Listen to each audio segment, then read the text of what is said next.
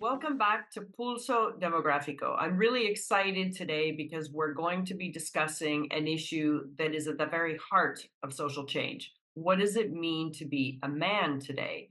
And how are these expectations impacting our families, our economies, and even our democracies? To guide us through this very complex terrain, we have the pleasure of welcome Gary Barker, the president and CEO of Equimundo, a global leader in engaging men and boys for gender equality. Gary, it's wonderful to see you today. Thanks for having me and for talking about this topic. I think it's kind of central to so many things. So yeah, looking forward to it. Absolutely. Well, Gary, I know that your work at Equimundo is really built on the premise that gender equality isn't a zero-sum game. It's really a win for everyone.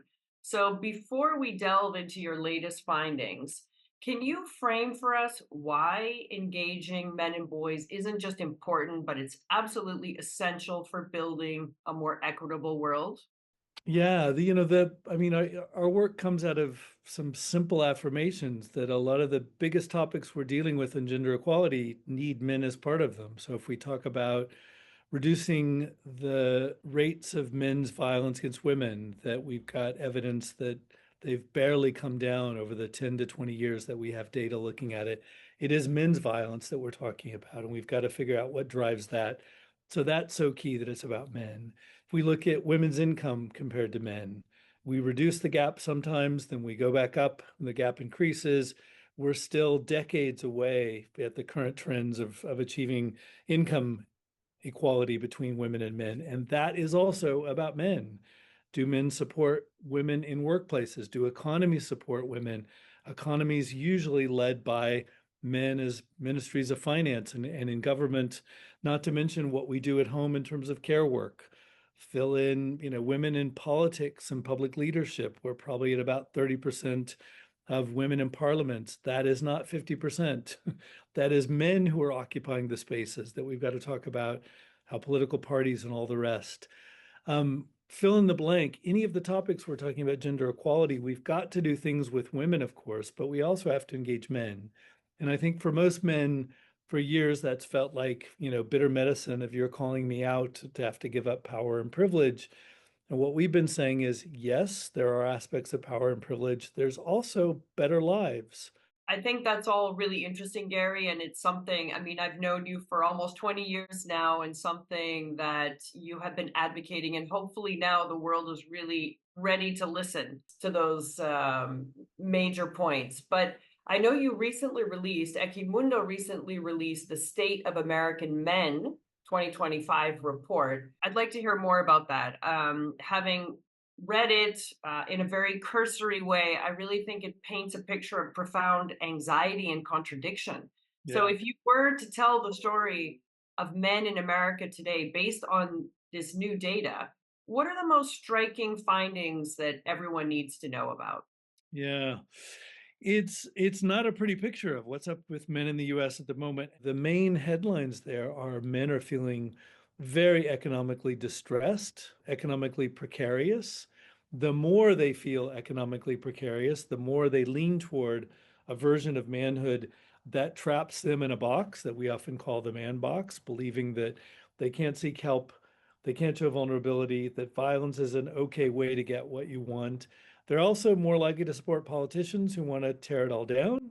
They're also about 16 times more likely to think about suicide. So we've got this kind of perfect storm. At the same time, young men tell us they want to be more masculine, by which they tell us in qualitative interviews that means all those things: being tougher, not showing vulnerability, being the one in charge all the time, showing women, that you're the one who gets to call all the shots. So it is to be worried about in terms of where men are. At the same time, if there's a little bit of good news, men are, when we ask them what it means to be a man, what's the main thing, and we ask women, what does it mean to be a man? There's new things there: being a caregiver, being a good friend, knowing how to resolve problems with or conflicts with your friends. But at the top of it continues to be being the provider for both women and men. So again, you've got this perfect loop that says, if you can't be a provider, you're not a man. If you're not a man, here's where all this anger gets channeled. It is to be concerned. Yeah. We had also seen the numbers of men pushing back on gender equality, of feeling like they can be called out. The 3/4 of men who tell us they think their reputations can be destroyed with a single comment. We know that power has not shifted that much, but that is the perception that many men have, which means they're ready as well to throw out all the diversity, equity, and inclusion approaches that we have built over these last 10, 15, 20 years.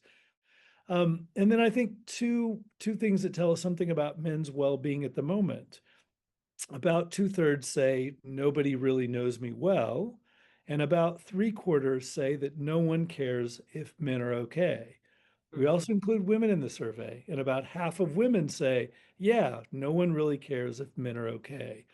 So Interesting. it is a challenging and not very heartening picture of what's up with men. And I think we see that in men's online lives and where they're gravitating. So if we don't tap into what's up with men, we've got some concerns.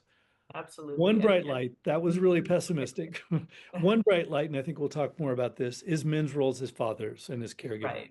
Right. Yeah. No, that's really interesting. I mean, it's sad, really, very Yeah. concerning. And really quite incredible to see that in 2025, men are still boxed into this, the weight of the provider identity when Yeah. we have advanced so much. But obviously, these findings are really important. And what I find very interesting is that, as you may know, we launched this year as well our State of the World Population Report, which focused on the real fertility crisis Yeah. looking really mainly at why families are not able to have the number of children they would like to have, whether it's fewer, more, or none at all. Yeah. And I think the findings of your report really echo with the findings of the UNFPA report, which were that, first of all, economic anxiety was given as the number one reason. We interviewed 14,000 people across 14 different countries, and it showed that financial insecurity was the number one reason given for why Yeah. individuals, families didn't feel they could have the number of children that they wanted to have. But I think, in terms of that economic anxiety, your report showing that a man's identity can fracture when his role as a provider is threatened, really feeds into these findings.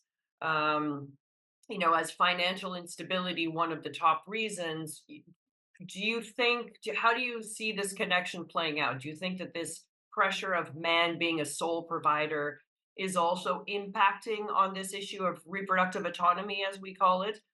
The Absolutely. ability of Yeah. people to have the number of children they want? Absolutely. I mean, we're looking at the demographic curve going the direction that it is. The number of young people in a lot of countries around the world who say they don't want to have any children. Hmm. I mean, obviously we support fully the freedom of couples to decide when and how they have children, but to understand why, right, the demographic collapse that we're seeing in a couple of countries. We do some work in South Korea, for example, and the Hmm. country Hmm. with the lowest fertility in the world. And it is about mostly because there are not the care policies in place. And secondly, because men aren't doing their share of the care work, right? The cultural Right. norms, and this is not about picking on Korea, it's many other countries as well. The policies that don't support men doing our share of the care work, right? If we put all this idea that men have to succeed in really tight, shrinking job markets, and there's one kind of financial success that is considered success. We've set it up to say, couples and lots of women saying, why would I even, let alone be in a relationship, would I want to have children with this man Hmm. or Hmm. with men? How do we find them? The other part that we hear qualitatively with men around the world is this sense that, what is my sexual market value is the, description used in the US around, are you seen as interesting material by young women? And the number of young women who are telling us we just can't find the good guys, and we ask what that means. Well, income, education, guys are less likely to be in university around the world, as we know now. the kinds of jobs that offer the stability that often couples are looking for are becoming more concentrated and scarce. Mm-hmm. So it doesn't seem surprising that couples are saying it's the economy. And how do we feel a sense of security? Yeah. I But think it's so there's, much deeper than that, Gary, as you're saying. I think that's yeah, really interesting and something that we really need to look into further. It is about people being able to find an appropriate couple, right? I mean, this yeah, is also something that very much came out in our report. Something like 14% of young people said that one of the reasons why they didn't think they'd have the children that they wanted to have was because they couldn't find a suitable partner. yeah, What is a suitable partner these days is obviously shifting. And yeah, and it's so interesting to see, the findings of your report. And I think we need to do more on that. Yeah. yeah. I mean, we found about double in the US. It's about a third that say, we worded it slightly different, but it was that I don't think I'll find someone who will love me, Mm. which, is And is that's related heartbreaking. to this. These are men, right? These are Yeah, men and no, men women who and say women. that. It was about the same for men and women. It was the Right. highest for young men, where it went up to about 40%. And so, Wow.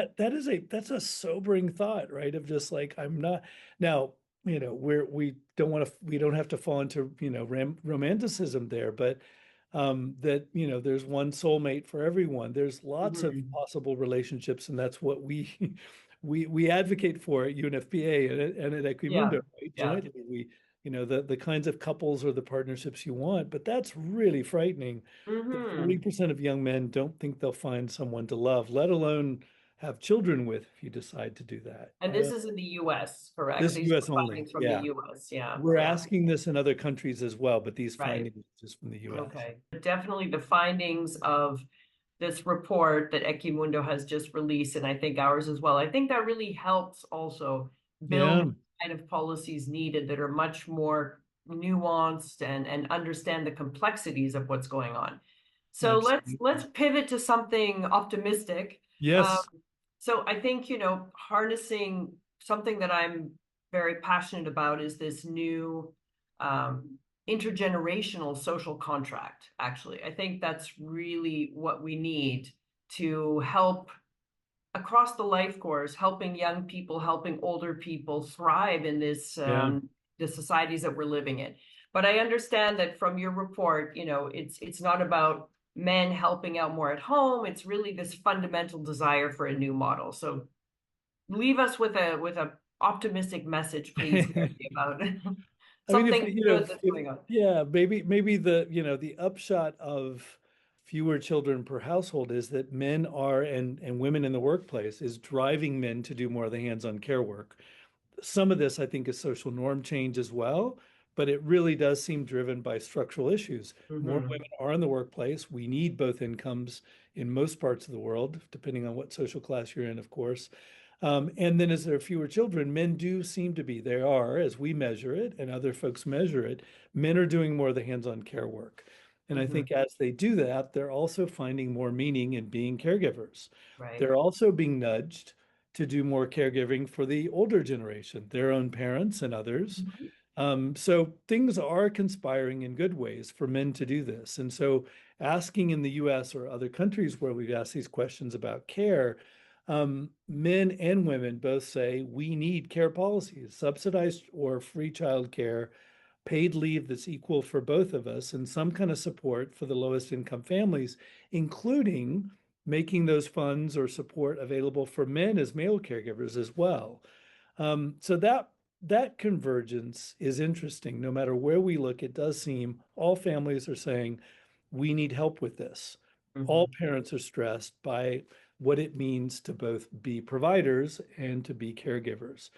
One of the things that we did inspired by those findings was create what we called the Vote Like a Dad campaign, and making materials available for partners in a number of countries around let's get men to vote like dads, Mhm. because they tell us they want these services as well.